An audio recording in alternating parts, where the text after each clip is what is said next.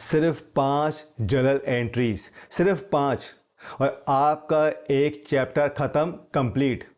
सिर्फ 5 journal entries की बात है। मैं आपको गारंटी दे रहा हूँ, मैं आपको प्रॉमिस कर रहा हूँ, बोर्ड एग्ज़ाम में आपके 6 मार्क्स पक्के, कन्फर्म, सिक्योर हैं।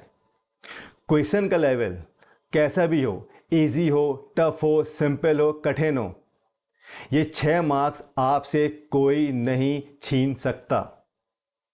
टॉपर हो, वीक बच्चा हो, एवरेज हो, या कोई भी ऐसा स्टूडेंट जिसने किसी भी रीज़न से, कारण से साल भर अकाउंटेंसी को नहीं पढ़ पाया है, अगर वो भी इन एंट्रीज़ को देख लेगा तो उसके भी 6 मार्क्स पक्के हैं, कन्फर्म है, सिक्योर हैं बोर्ड एग्ज़ाम में। पहले मैं आपसे डिस्कस करूंगा वो 5 जर्नल एंट्रीज़ को, फिर मैं आपसे डिस्कस करूंगा लास्ट ईयर का क्वेश्चन पेपर, एग्ज़ाम 2025 में कौन सा क्वेश्चन आया था और वो क्वेश्चन इन एंट्रीज़ के ऊपर कंप्लीटली बेस्ड रहा। तो सबसे पहले हम देखते हैं और समझते हैं उन 5 एंट्रीज़ को। जिस टॉपिक की मैं आज आपसे बात करने जा रहा हूं वो टॉपिक है आपका डिसोल्यूशन ऑफ पार्टनरशिप फर्म। इस टॉपिक की मैं आज आपसे बात करने जा रहा हूं और बात करूंगा इस चैप्टर के जर्नल एंट्रीज़ की। जब हम डिसोल्यूशन ऑफ पार्टनरशिप फर्म की बात करते हैं, इसका मतलब आप अपने बिजनेस को क्या कर रहे हैं, आप अपने बिजनेस को बंद कर रहे हैं, क्लोज कर रहे हैं, ख़त्म कर रहे हैं, मतलब आप अपने बिजनेस में ताला लगा रहे हैं। जब आप अपने बिजनेस को बंद करते हो तो आपके बिजनेस में एसेट्स होंगे और आपके बिजनेस में लायबिलिटीज भी होंगी। जब आप फर्म को, बिजनेस को बंद करते हो तो उस समय आपको 5 से 6 पॉइंट्स, की पॉइंट याद रखना है। वो पॉइंट्स कौन से हैं? देखो, फर्स्ट पॉइंट, इस चैप्टर में टोटल 5 जर्नल एंट्रीज होती हैं, मतलब डिसोल्यूशन ऑफ पार्टनरशिप फर्म में, डिसोल्यूशन ऑफ पार्टनरशिप फर्म में टोटल 5 जर्नल एंट्रीज होती हैं। अब इसमें से 3 एंट्री कहाँ जाएंगी? एसेट्स में, और 2 एंट्री बनेंगी आपकी लायबिलिटीज़ के लिए। मतलब टोटल 5 जर्नल एंट्रीज हैं, 3 एंट्रीज होती हैं आपके एसेट्स के लिए और 2 एंट्री होती हैं आपकी लायबिलिटीज़ के लिए। सेकेंड पॉइंट, आपको बिजनेस के जितने भी एसेट्स हैं उन्हें बेचना है, उनको रियलाइज करना है। मतलब assets of business are sold या रियलाइज्ड, और जो पैसा एसेट्स को बेच के आएगा उन पैसे से आपको बिजनेस की लायबिलिटी को देना है, पे करना है या ख़त्म करना है। थर्ड पॉइंट बहुत ही इंपॉर्टेंट है, यहाँ पर टॉपर्स भी गलती करते हैं। Toppers students also make mistakes, और वो मिस्टेक कहाँ करते हैंगे वो सारी बातें मैं आपको आगे बताने वाला हूँ। पॉइंट नंबर 4 बहुत ही इंपॉर्टेंट है, बहुत ही इंपॉर्टेंट है, इससे मैं लिख रहा हूँ रेड पेन से। अब वो पॉइंट क्या है, देखो, जब हम बात करते हैं डिसोल्यूशन ऑफ पार्टनरशिप फर्म की तो यहाँ पर सिर्फ 3 अकाउंट काम आते हैं। पहला, realisation account, second, partners capital account, और थर्ड, कैश या बैंक अकाउंट। ये सिर्फ 3 अकाउंट हैं जो आपके काम आएंगे जब आप जर्नल एंट्री बनाओगे डिसोल्यूशन ऑफ पार्टनरशिप फर्म की। अब मेरा कहने का मतलब ये है, जब आप इन एंट्रीज की बात, इन अकाउंट्स की बात करोगे तो ये तीनों अकाउंट जर्नल एंट्री में आते हैं। मतलब ये तीनों अकाउंट जर्नल एंट्री में डेबिट होंगे या क्रेडिट होंगे। इनके अलावा और कोई भी अकाउंट जर्नल एंट्री में नहीं आएगा। मतलब realisation account, partners capital account, cash या बैंक अकाउंट, ये सिर्फ 3 अकाउंट आपकी जर्नल एंट्री में मिलेंगे। ठीक है, अब बात करेंगे पॉइंट नंबर 5। पॉइंट नंबर 5, और इस पॉइंट को मैं आपको बताऊंगा सबसे लास्ट में। आई होप आपको यहां तक की सारी बातें क्लियर है, समझ में आ गई हैं। अब चलते हैं और बात करते हैं पहले उन 5 एंट्रीज की। तो डिस्कस करेंगे हम पहले एसेट्स में कौन सी एंट्रीज बनती हैं? जर्नल एंट्रीज बनती हैं। तो टोटल कितनी एंट्रीज बनेंगी? 3 बनेंगी। ठीक है। अब एग्जाम्पल के लिए मैं यहां पर कुछ एसेट्स के नाम लिख रहा हूं। Land, building, machinery, debtors, bill receivable, furniture, computer, goodwill, prepaid insurance. ऐसे बहुत सारे आपके बिजनेस में एसेट्स होंगे। ठीक है। अब जो बातें मैं आपसे बोलने जा रहा हूं, कहने जा रहा हूं, वो बातों को ध्यान से सुनना। देखो, जब आप एसेट्स को बेचोगे तो सिर्फ उन एसेट्स की आपको गारंटी बनानी है जिन्हें बेचकर पैसा आए। रिपीट कर रहा हूं, जब आप एसेट्स के लिए जर्नल एंट्री बनाओगे तो आपको कौन से एसेट्स की जर्नल एंट्री बनानी है?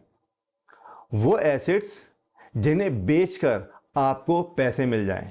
मतलब land, building, machinery, debtors, bill receivable, furniture, computer, goodwill, ये सारे ऐसे एसेट्स हैं जिनको बेचकर आपको पैसे मिल सकते हैं। प्रीपेड एक्सपेंस ये एक ऐसा एसेट है जिसे बेच नहीं सकते, इसको बेचकर हमें पैसे नहीं मिलेंगे। तो कोई भी ऐसा एसेट जिसे बेचकर हमें पैसे नहीं मिलेंगे, उनकी जर्नल एंट्री नहीं बनाते हैं। इस बात का आपको ध्यान रखना पड़ेगा। अब बात करेंगे जर्नल एंट्री 1 की। Journal entry number 1। अब मान लो आपके बिजनेस का कोई एसेट बिक गया। मतलब व्हेन एसेट इज सोल्ड। मान लो आपके बिजनेस का फर्नीचर बिक गया और फर्नीचर था आपका ₹5,000 का। मतलब आपने एक एसेट बेच दिया। जब आप एसेट को बेचते हो तो हम एंट्री क्या बनाते हैं? हम एंट्री बनाते हैं bank account to furniture account. ये आपकी जर्नल एंट्री है फर्नीचर को, एसेट को बेचने की। आपने क्या किया? आपने यहां पर नॉर्मल जर्नल एंट्री बना दी एसेट को बेचने की। बस यहाँ पर आपने कर दी गलती। यहाँ पर आपके मार्क्स हो जाएंगे कट, आपके मार्क्स हो जाएंगे कैंसिल। एक भी मार्क्स यहाँ पर नहीं मिलने वाला। क्यों नहीं मिलने वाला? ध्यान से सुनना। जब हम डिसोल्यूशन ऑफ पार्टनरशिप फर्म के लिए जर्नल एंट्री बनाते हैं तो इनकी एंट्रीज में एसेट का नाम नहीं लिखा जाता है। एसेट का नाम लिखना अलाउड नहीं है जर्नल एंट्री में। तो क्या लिखोगे? आपको यहाँ लिखना पड़ेगा रियलाइजेशन अकाउंट। क्या लिखोगे आप? Realisation account. फर्नीचर नहीं लिखना, एसेट का नाम नहीं लिखना। इसका मतलब क्या होगा बेटा? यहाँ पर जितने भी एसेट्स हैं, land, building, machinery, debtors, bill receivable, furniture, computer, goodwill, prepaid expense, जितने भी एसेट्स हैं, अब ये सारे एसेट्स क्या बन गए हैं? ये बन गए हैं रियलाइजेशन अकाउंट। अब इन्हें हम कहते हैंगे रियलाइजेशन। अब ये एसेट्स नहीं है, ये सारे एसेट्स क्या बन गए हैं? ये बन गए रियलाइजेशन।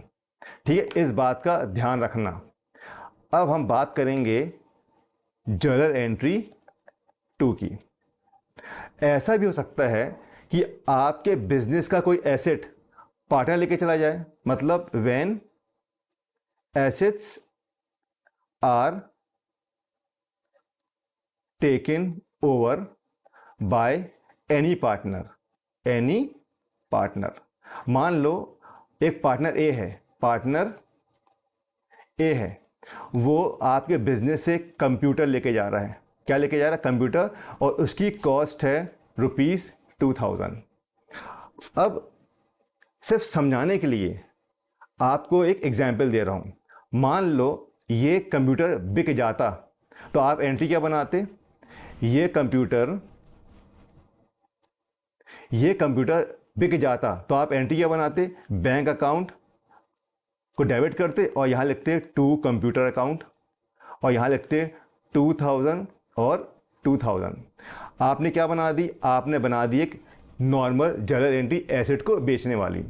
अब ये एसेट बिक नहीं रहा है, ये एसेट पार्टनर लेके जा रहा है। अगर ये एसेट नहीं बिक रहा है तो यहाँ पर आप बैंक नहीं लिख सकते। तो फिर क्या लिखोगे, यहाँ लिखोगे आप उस पार्टनर का नाम जो एसेट को लेके जा रहा है। तो यहाँ लिखेंगे हम ए कैपिटल अकाउंट, कितना 2000। और यहाँ पर आपको एसेट का नाम लिखना अलाउड नहीं है, मना है। तो यहाँ क्या लिखेंगे, यहाँ लिखेंगे हम रियलाइजेशन अकाउंट। मैं रिपीट कर रहा हूँ, जब हम बात करते हैं डिसोल्यूशन ऑफ पार्टनरशिप फर्म की, इनकी एंट्रीज़ की, तो इनके एंट्री में एसेट का नाम नहीं लिखते हैं, अलाउ नहीं है। क्या लिखोगे, आप लिखोगे उसकी जगह रियलाइजेशन अकाउंट लिखोगे आप। ठीक है। अब एक लॉजिक समझना, सिर्फ समझाने के लिए बोल रहा हूँ, आप कैसे एंट्रीज़ को याद रखोगे। पहले केस में हमने एसेट को बेच दिया, एसेट बेच दिया मतलब वो एसेट को बैंक लेके जा रहा है, ऐसे याद रखो।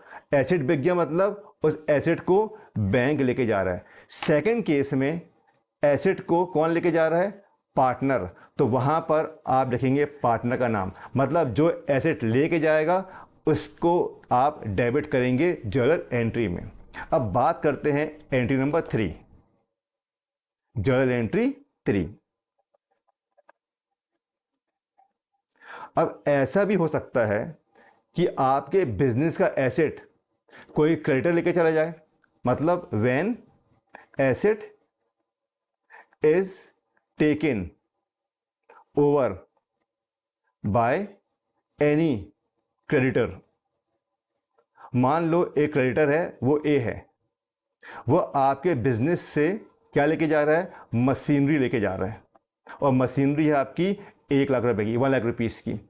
अब आप क्या करोगे, मैंने आपको क्या बोला, जो एसेट लेके जाएगा उसको डेबिट करोगे।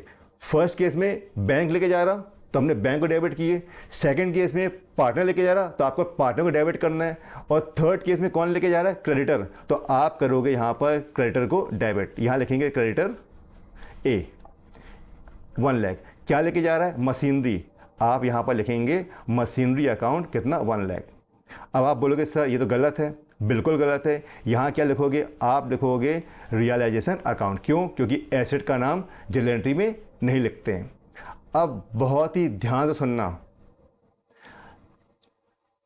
इस एंट्री में एक नई चीज़ है। नई चीज़ क्या है, जैसे हम जर्नल एंट्री में एसेट का नाम नहीं लिखते हैं, कोई भी एसेट हो उसका नाम नहीं लिखना, वैसे ही आपको जर्नल एंट्री में कोई भी लायबिलिटी का नाम नहीं लिखना है। लायबिलिटी को भी लिखना मना है। मतलब आप यहाँ पर कोई भी लायबिलिटी का नाम नहीं लिखेंगे। तो फिर क्या लिखोगे, आप यहाँ लिखोगे रियलाइजेशन अकाउंट। क्या लिखोगे, रियलाइजेशन अकाउंट। जैसे हम एसेट का नाम नहीं लिखते हैं, ठीक वैसे ही आप कोई भी लायबिलिटी का नाम भी नहीं लिखोगे। तो आपकी जो एंट्री बनेगी वो बनेगी रियलाइजेशन अकाउंट, डेबिट होगा 1 लाख रुपीज से, और क्रेडिट क्या होगा, रियलाइजेशन अकाउंट 1 लाख रुपीज से। इसका मतलब डेबिट में भी रियलाइजेशन आ रहा है और क्रेडिट में भी रियलाइजेशन आ रहा है। डेबिट और क्रेडिट कैंसिल हो जाएगा, आपकी एंट्री हो जाएगी नील, मतलब नो जर्नल एंट्री। इसका मतलब यह हुआ, कोई भी क्रेडिटर जब बिजनेस का एसेट लेके जाता है तो आपको एंट्री नहीं बनानी है। तो एक बात ध्यान रखना, जब कोई भी क्रेडिटर बिजनेस से एसेट लेके जाता है तो आपको जर्नल एंट्री नहीं बनानी है, आप वहाँ लिख देंगे नो जर्नल एंट्री। ठीक है। अब हम बात करेंगे लायबिलिटीज़ की और उनके लिए कौन सी एंट्रीज बनती हैं। लायबिलिटीज़ और जर्नल एंट्रीज, कितनी एंट्रीज बनेंगी, सिर्फ 2 बनेंगी। यहाँ पर मैं कुछ एग्जाम्पल लिख रहा हूँ आपके लिए। Bills payable, creditor, bank loan या कोई भी लोन लेना आप, और लेते हैं यहाँ पर प्रोविज़न। ये सारे बिजनेस की लायबिलिटीज़ होती हैं। अब आपको किन लायबिलिटीज़ के लिए जर्नल एंट्री बनानी है, रिपीट कर रहा हूँ, आपको कौन से लाइबिलिटी के लिए जर्नल एंट्रीज बनानी होती है जिनकी आपको पेमेंट करनी होगी। जिन लाइबिलिटी की आपको पेमेंट नहीं करनी होती है उनकी जर्नल एंट्री नहीं बनाते हैं। यहाँ पर प्रोविज़न भी एक लाइबिलिटी है, मगर इसकी पेमेंट, इसका पैसा हमें किसी को देना नहीं पड़ता है, तो इसकी आप जर्नल एंट्री नहीं बनाओगे। ठीक है, अब बात करते हैं जर्नल एंट्री 1। देखो जर्नल एंट्री 1, आप जब अपनी लाइबिलिटी को पे कर दोगे, मतलब when any liability is paid, आपने उसकी पेमेंट कर दी। मान लो आपने अपने क्रेडिटर को पेमेंट कर दी, और मान लो पेमेंट करी आपने कितने की, ₹2000। अब आप जब एंट्री बनाओगे तो आप क्या करते हैं, जब हम पेमेंट करते हैं अपनी लाइबिलिटी की, तो लाइबिलिटी कम हो गई, आप करते हैं लाइबिलिटी को डेबिट, तो यहाँ करेंगे क्रेडिटर अकाउंट को हम डेबिट, और हमने पेमेंट कर दी, आप लिखेंगे यहाँ पर बैंक अकाउंट, कितना, 2000। ये बेटा आपने बना दी नॉर्मल जर्नल एंट्री जब आप कोई भी लाइबिलिटी की पेमेंट करते हो। अब यहाँ पर आपने कर दी गलती क्यों करी, क्योंकि हमें जर्नल एंट्री में लाइबिलिटी का नाम लिखना अलाउड नहीं है, मना है। हम लाइबिलिटी का नाम या एसेट्स का नाम जर्नल एंट्री में नहीं लिखते हैं। तो यहाँ क्या लिखेंगे, यहाँ लिखेंगे हम रियलाइजेशन अकाउंट। तो आपकी एंट्री बनेगी realisation account debit to bank account. अब हम बात करेंगे जर्नल एंट्री 2 की। जर्नल एंट्री 2, अब ऐसा भी हो सकता हैगा, बिजनेस का कोई पार्टनर कोई भी लाइबिलिटी देने के लिए तैयार हो जाए, वो कहता है इस लाइबिलिटी को मैं दूंगा, मतलब when any partner take over any liability, बोलता है उस लाइबिलिटी को मैं दे दूंगा। मान लो ये बोलता है एक पार्टनर ए है, एग्जाम्पल के लिए, फॉर एग्जाम्पल पार्टनर ए है, वो बोलता है मैं बिल्स पेबल को दे दूंगा, उसकी लाइबिलिटी को मैं दे दूंगा, और लाइबिलिटी है कितने की, 20,000 की। अब आपकी एंट्री क्या बनेगी, देखो जब हम लाइबिलिटी देते हैं उसको करते हैं डेबिट, तो यहाँ पर हम बिल्स पेबल को पे कर रहे हैं, कितने की, वो है आपका 20,000। अब इसकी पेमेंट कौन दे रहा है, पार्टनर देने को तैयार हो रहा है, तो यहाँ पर आप बैंक नहीं लिखना, यहाँ लिखेंगे आप पार्टनर का नाम जो इस लाइबिलिटी को दे रहा है, तो लिखेंगे यहाँ पर ए कैपिटल अकाउंट, कितना, 20,000। अब यहाँ पर एक गलती है, वो गलती क्या है, आपको लाइबिलिटी का नाम नहीं लिखना है, आप यहाँ लिखेंगे रियलाइजेशन अकाउंट। एंट्री बनेगी realisation account debited to a capital account. तो बेटा ये 2 एंट्रीज हैं लाइबिलिटीज को लेकर।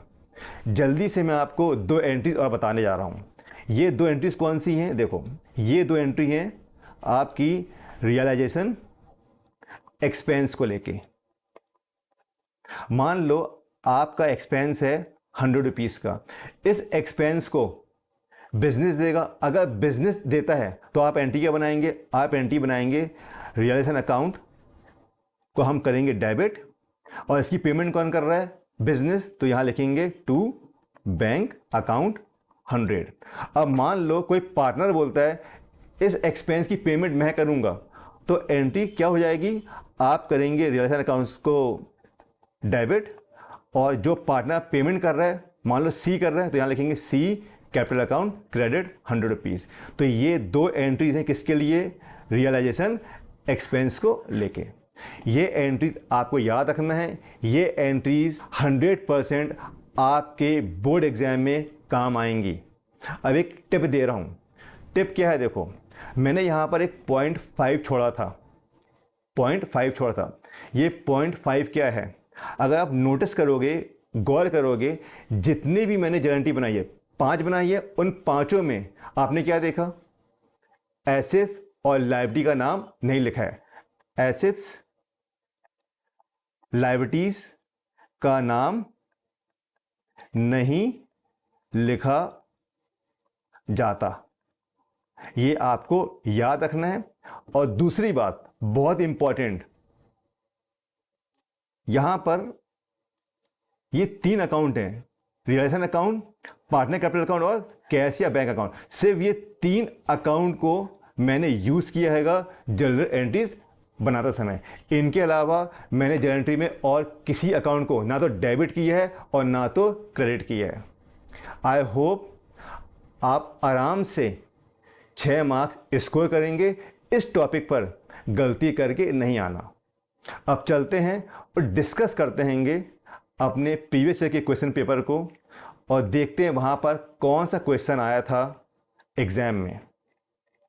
ये क्वेश्चन नंबर 23 है। बेहद आसान क्वेश्चन है और ये क्वेश्चन उन 5 एंट्रीज के ऊपर डिपेंड करता है, बेस्ड है। देखो 23, pass necessary journal entries for the following transactions on distributor firm of Rajesh, Somesh and Yogesh. ये 3 पार्टनर हैं।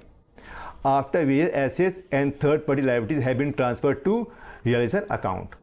ठीक है, फर्स्ट देखो, राजेश टुक ओवर स्टॉक और ₹4 lakh at a discount of 20%। कौन स्टॉक लेके जा रहा है? राजेश। मैंने क्या बोला था? जो स्टॉक एसेट लेके जाएगा उसे करना डेबिट। तो यहाँ हम लिखेंगे पहली एंट्री में उसका नाम, यहाँ लिखेंगे राजेश कैपिटल अकाउंट। यहाँ लिखेंगे टू स्टॉक अकाउंट, कितने का? 4 लाख का 20% वो डिस्काउंट ले रहा है। इसको कैंसिल करना मतलब 80,000 रुपीज़ का वो डिस्काउंट ले रहा है। हमारे पास पेमेंट आएगी 4 लाख और 80 मतलब 3,20,000 का हमको